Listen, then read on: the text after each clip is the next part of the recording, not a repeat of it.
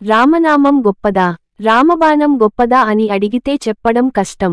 కాని మనసు చెక్కు చెదరని భక్తితో నిండిపోతే రాముడైనా ఆయన సంధించే రామబాణమైనా శాంతించక తప్పదన్నది భక్తుల నమ్మకం. ఆ నమ్మకంతోనే రామాంజనేయుల మధ్య కొన్ని కథలను సృష్టించారు. వాటిలో ఒకటి ఇదిగో. ఒకసారి రాములవారు నిండుసభలో కొలువుదీరి ఉన్నారు. ఆ సమయంలో ఆయనను దర్శించుకునేందుకు మహామహా ఋషులెందరో విచ్చేశారు.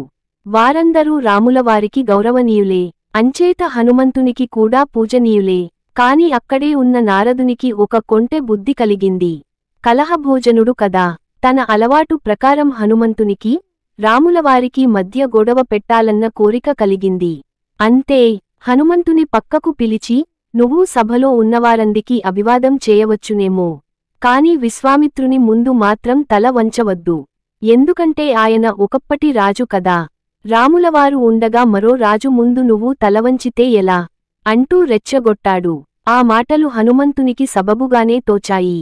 నారదుని సూచన మేరకు ఋషులందరికీ అభివాదం చేసి ఒక్క విశ్వామిత్రుని మాత్రం పట్టించుకోనేలేదు. ఆపై ఆయనను కాస్త రెచ్చగొట్టాడు కూడా. హనుమంతుని చేష్టలకు కోపగించుకున్న విశ్వామిత్రులవారు వెంటనే రాముని దగ్గరకు వెళ్లి ఆంజనేయునికి మరణదండన విధించమని ఆజ్ఞాపించాడు.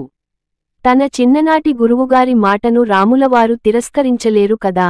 అందుకని హనుమంతుని మీదకు బాణాలు సంధించమని సైనికులకు ఆదేశమిచ్చాడు. కాని విచిత్రం, రాములవారు మరణదండన విధించిన విషయానికి తెలిసి హనుమంతుడు ఇసుమంతైనా చలించలేదు సరికదా. రామనామం జపిస్తూ ధ్యానంలో మునిగిపోయారు. ఇక ఆయన మీద ఎటువంటి బాణమైనా ఎలా పనిచేస్తుంది. ఆఖరికి స్వయంగా రాముడే వచ్చి బ్రహ్మాస్త్రం సంధించినా అది నిష్ఫలం అయిపోయింది.